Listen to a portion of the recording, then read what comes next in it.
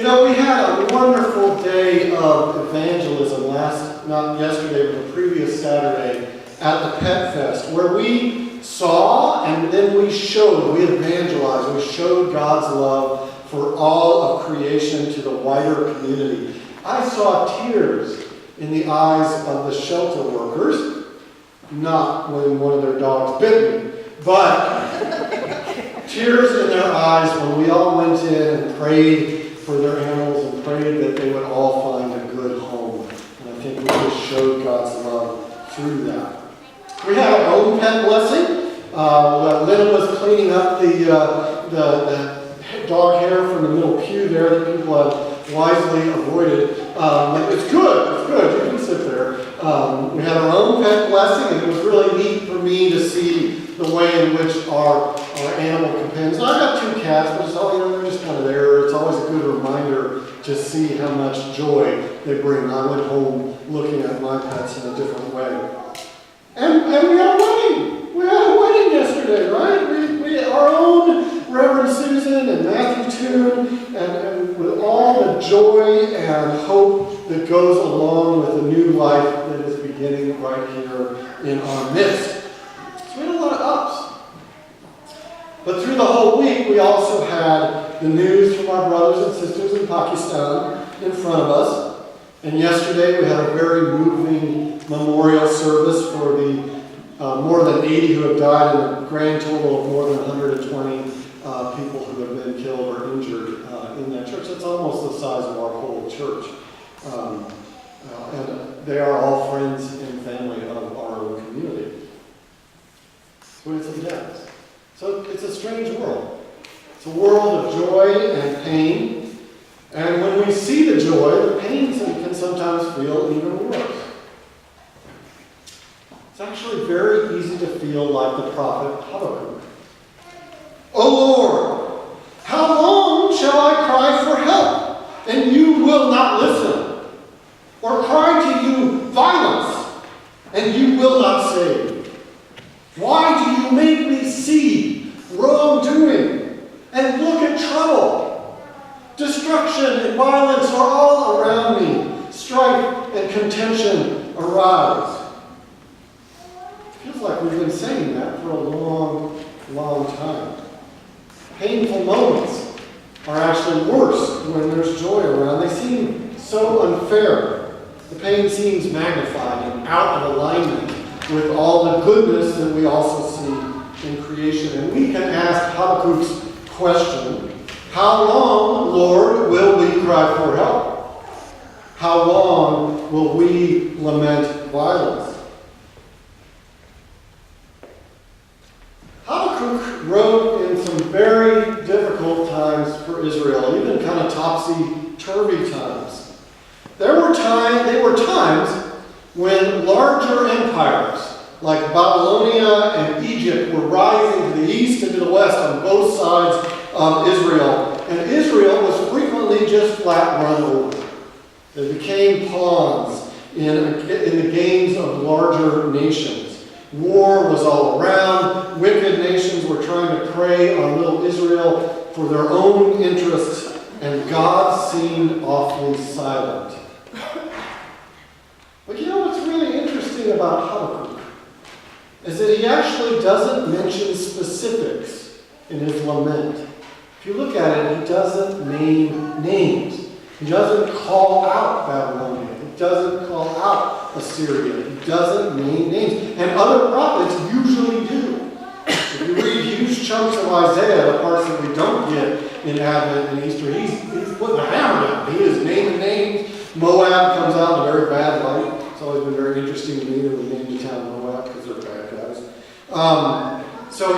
Habakkuk doesn't name names.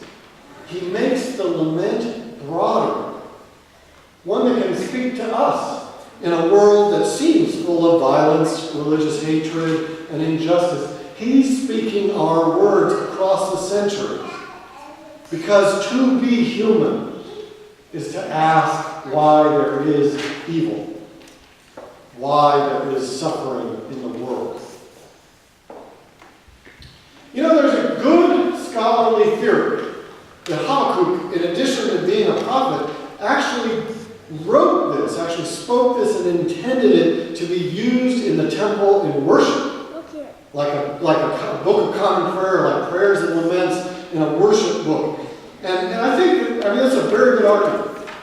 And what I think is really beautiful about that is that it shows that we can cry out to God like he does so directly. We can complain to God. We can question God. And God will listen and not condemn us, but hear our cries. I think that's very important when we're suffering. God hears, and God then speaks. I saw everybody's eyes kind of light up because Habakkuk said, God answers, right? God speaks. God replies to Habakkuk and the whole community of Israel, but he doesn't give us a simple answer, does he? There isn't a 3/7 thing that explains why there's evil in the world.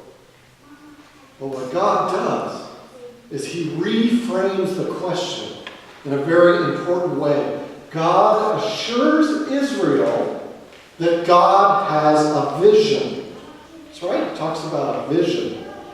That the world is not simply alone, adrift, away from God, even when God seems so silent.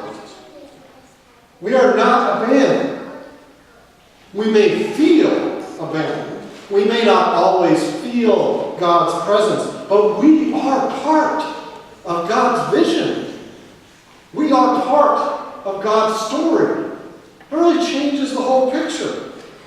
Typically, I think, and I'm guilty of this, I catch myself doing this all the time, we want God to be part of our story, right? We want God to kind of step in and do some things for us, change the traffic lights or make something happen. We have our story going on and we want God to step in and be part of it. But God reminds us that we, like the lowly servants, like the humble slaves that Jesus talks about in such a startling metaphor, we are actually part of God's story. And that's great. That's great. That changes our perspective. And God directs us to simply be faithful. God says, the righteous live by their faith. There's actually a slightly better way to translate the Hebrew, and I like it. It says, the righteous live by their faithfulness.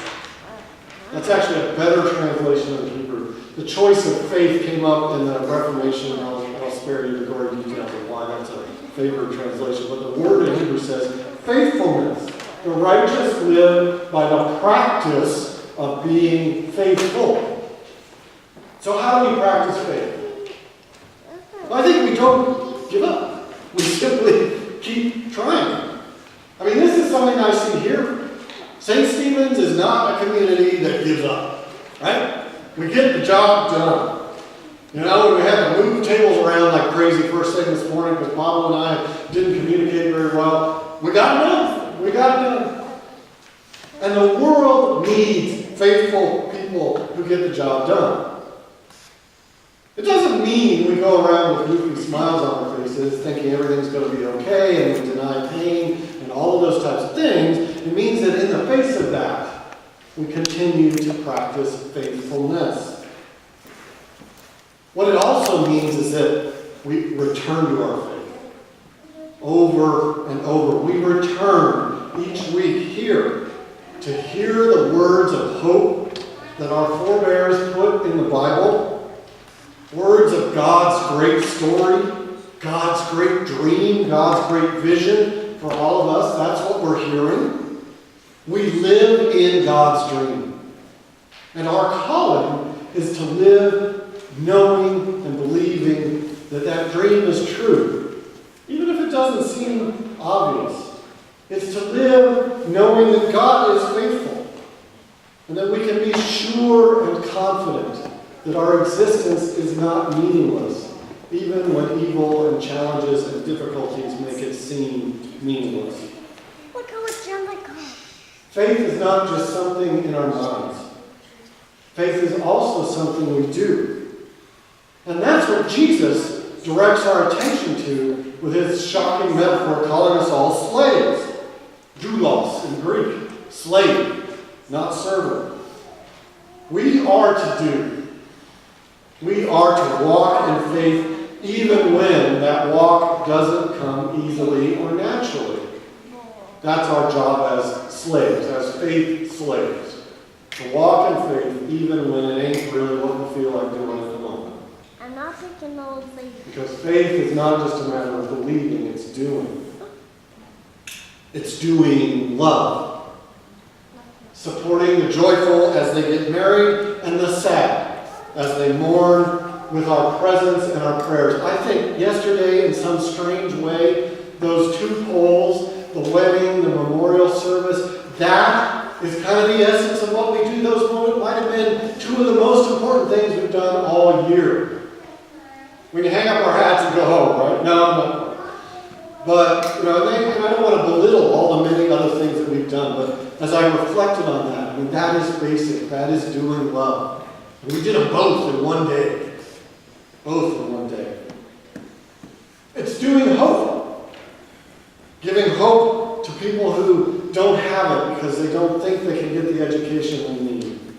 It's raising money for those who are learning how to read so that we can give them some hope. And we saw them, and I think there was hope in their eyes when they were here. It's bringing food and our time to those who are hungry when we help at the food bank or when we simply bring food here. It's caring for the children of prisoners like we do every Christmas. Doing hope. It's doing justice. Working to end domestic violence. Calling on our leaders to support all of society, not just a wealthy few. It's doing compassion. Praying for those that we have loved and lost, for those who are sick in mind and body and spirit, caring for those who feel like hungry, that God has abandoned them. And it also means cultivating a little patience and cultivating an eye that can see God's glory in the world. We live on the border of the holy, and it's our job to seek out and to see the holy and to show it to other people. The message of Habakkuk's vision is that God is engaged in human history. And this engagement is always for salvation. That's what we Christians see in Christ. Direct evidence of God's engagement in creation with us incarnate, and not just sort of teaching us, but saving us. All of the good that we do see in the world, all of that grace and mercy and joy, that's not an accident. That's what God gives us, what God intends for us, what we are made for. God made a good world, a good creation. Now, God's creation doesn't always cooperate, but that does not mean God is not present. God's grace, amazing grace, is ever present. And we see that every week when God is present with us at this table, feeding us, giving us hope and confidence. We see that every time we gather, every time we are with each other, every time we do the work we are called to do. Even though our limited vision can only see the piece of history where we are. We can hear from our parents and grandparents and maybe great-grandparents, and we'll see our children and our grandchildren, and if we're lucky, some great-grandchildren and maybe some great-great-grandchildren. But we all know that's just a little slice, right? That's just a little piece of the entire story of God's story. But we know that that little piece is part of that story. It's a beautiful story. It's a story of salvation that's right here and now and still coming into being every